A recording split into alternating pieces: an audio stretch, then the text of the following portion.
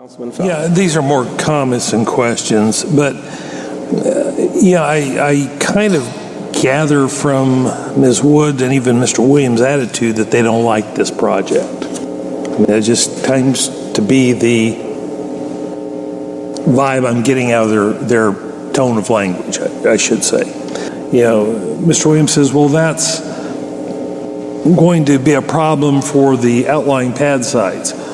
Okay, maybe it is, but you know, Hy-Vee is developing this area to maximize their business in there. I would think they would be taking that into consideration. And if this is what they think, I'm not going to second guess that. I don't think it's my prerogative to second guess it. Those are my statement. It just gets very frustrating to me. It seems like a lot of stuff comes up to us and you know, we're getting either the CPC or somebody else say, oh, we don't like the way you're doing it. We're not putting any money. It's not our money at risk here. Somebody else's money at risk here. But Mr. Williams, you had a point that you wanted to make. Yes, Mr. Chairman. I just wanted to be really very clear about the statement made about my and Ms. Wood's feeling about this project. We look at each and every application not through a personal lens about how we feel about something or how we don't. We look at it in accordance with what the standards that are set that we are required as staff to review as these applications come forward. I just need to be really very clear about that. This is a case where the staff is saying they are supportive of this project with certain conditions and exceptions. This is not a case where staff looked at this project and said that there was violation to the Boulevard and Parkway standards and therefore we would not make that recommendation. We have been very thorough in a professional review of a development project that comes through where it does and does not meet standard. We then look at resubmittals. We then look to always work with applicants to try to minimize those numbers of conditions. I appreciate you mentioning the fact that we usually want to give ourselves time to be able to do this work, so this work does not happen and take the time of this committee, but that we work and sort through things. We know and we recognize that our role is to lay out conditions for your consideration, that the applicant certainly has their right to respond to review, and you as committee ultimately make the decision and determination. That is our understanding. That happens mutually besides how anyone might want to feel or not feel about a development project. Globally, we work with everyone to try to get it to a position of yes. That is what we do. And in this case, similar expectation and expression. I appreciate that it is ultimately the committee's decision about recommending and crafting the ordinance for the project.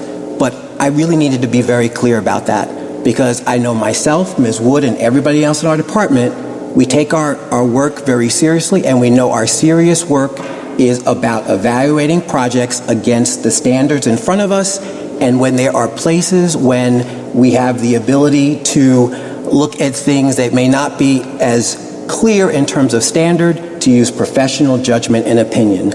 And that is what we do. We did in this case, and that is what we do in others. Okay. May I speak? Yes. Okay. Thank you, Mr. Chairman. And Mr. Williams, as an employee here, I think you went a little far and beyond your explanation and reprimanding Councilman what's your name again? Fowler.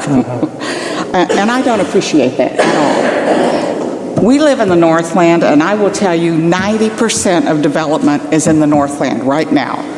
And you can look on any chart, you can look on his chart, you can look anywhere else, and you can see what development this city is, and it's in the Northland.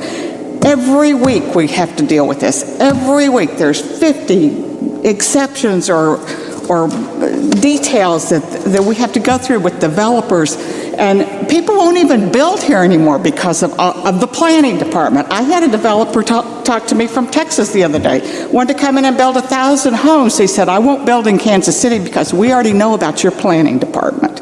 Now, I am sick of this. I am sick of this kind of dialogue going on. We are elected officials here. We set the rules.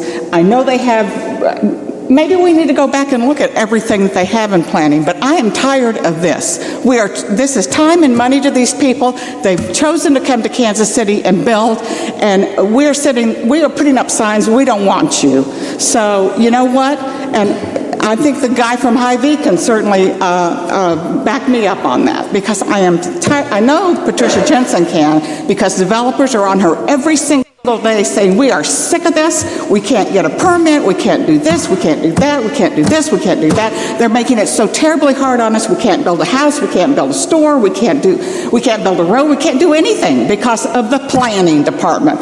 Now, I hope the city manager is listening to me now, because we have talked and talked and talked ourselves blue with this. The 4 members from the north have talked and had meeting after meeting after meeting for the past at least 6 years, and I'm just about done. We either fix this planning department or we shut down Kansas City for any future growth. Well, my only comment to that is this, and I think I stated pretty clearly that we have to look at what our standards are. An elevation standard is an elevation standard. Now, and if I want to amend that or waive that standard, they have their right to waive that standard. But I think it's incumbent upon our staff to bring before us that says, hey, this design does not meet the elevation standard. Mr. Chairman, there are no elevation standards in your zoning and development code. It is all subjective by the planning department. There is no standard you can point to in the zoning and development code that deals with the 4-sided architecture argument. I rest my case. Well, but there are area plan standards. Those are guidelines.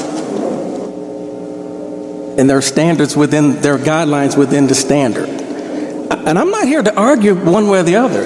If my colleagues in the Northland want this property, that's fine. All I'm saying is, we can't berate staff for bringing to us what the conditions are. He can't berate us either, Mr. Chair. He can't sit there and berate Councilman Fowler or me. I don't think he did that. I think he did. No, yes, he did. If you listen to him, he sure did. I think he simply said that they take their job seriously and that they had no preconceived or that they didn't disapprove of this project.